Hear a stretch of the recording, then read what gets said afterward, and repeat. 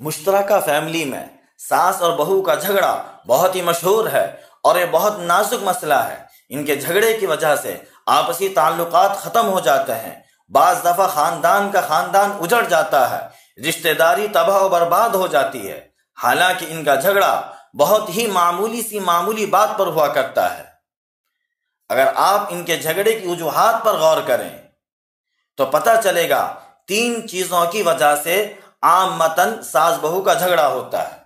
Number 1، تعظیم کا نہ ہونا۔ نمبر 2، تعریف اور حوصلہ افزائی کا نہ ہونا۔ نمبر 3، شرکت کا گوارا نہ ہونا۔ اب ان 3 چیزوں کو تفصیل سے سمجھیں۔ نمبر 1، تعظیم کا نہ ہونا۔ یاد رکھیں، جو شخص کسی ادارے کو بناتا ہے یا کسی گھر کو بناتا ہے اور اس کو بساتا ہے، کسی گھر کا مربی یا ادارے کا مربی اور ذمہ دار ہوتا ہے، اس کی فطرت میں بات ہوتی ہے کہ اس کے ماتحت میں رہنے والے لوگ اس کی تعظیم کریں، اس کا اکرام کریں، اس کو عزت دیں۔ تو چونکہ ساس بھی گھر کی ایک مربی ہوتی ہے، گھر کو بنانے اور گھر کو بسانے میں اس کا ایک بڑا رول رہا ہے، اور بیٹے کو اس مقام تک پہنچانے میں اس کا بڑا ہی کردار رہا ہے، تو اس کی بھی فطرت میں عام لوگوں کی طرح یہی بات ہوتی ہے کہ آنے والی بہو اس کی تعظیم کریں، اس کا اکرام کریں، اس کو عزت دیں۔ جب بہو کی طرف سے ساس کی تعظیم نہیں ہوتی ہے تو اولاً ان دونوں کے درمیان محبت نفرت سے بدل جاتی ہے، پھر نفرت وہ جھگڑے سے بدل جاتی ہے۔ دوسری چیز، تعریف کا نہ ہونا، حوصلہ افزائی کا نہ ہونا۔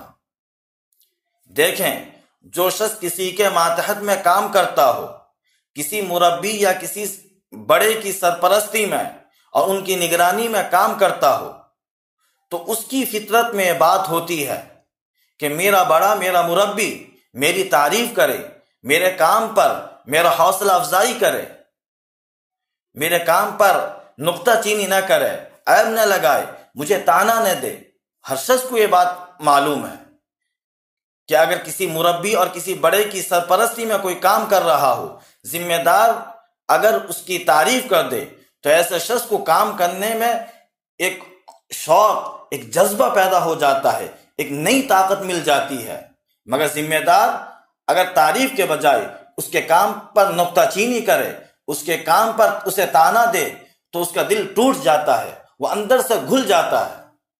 تو ٹھیک اسی طرح بہو بھی گویا کہ ایک گونا ساس کے ماتحت میں رہ کر کام کرتی ہے، تو اس کی بھی فطرت میں یہی بات ہوتی ہے کہ میری ساس میرے کام پر میری تعریف کرے، میرا حوصلہ افزائی کرے۔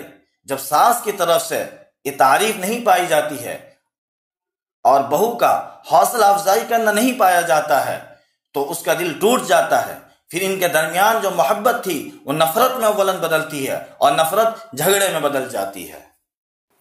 تیسری چیز، شرکت کو برداشت نہ کرنا۔ یہ بات اچھی طرح سمجھ لیں، عورتوں کی فطرت میں بات ہے، وہ کسی بھی طرح شرکت کو برداشت نہیں کر سکتی۔ یہ جو عادت ہے یہ بہت زیادہ خراب نہیں ہے، بلکہ بعض جگہ تو ایسی عادت مطلوب اور مقصود ہے، ایسی عادت ہونی چاہیے۔ دیکھیں، عورتیں ہر چیز برداشت کر سکتی ہیں، ہر تکلیف جھیل سکتی ہیں، مگر اپنے ساتھ شرکت برداشت نہیں کر سکتی۔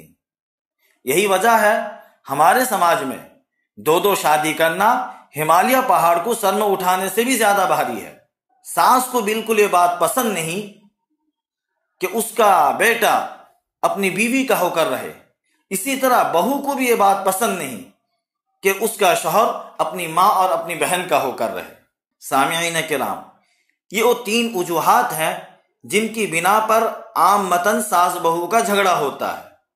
ویسے تو ان کے درمیان جھگڑے ہونے کی وجوہات اور بھی بہت سارے ہیں، لیکن عامتاً جھگڑا ان 3 چیزوں کی وجہ سے ہوا کرتا ہے۔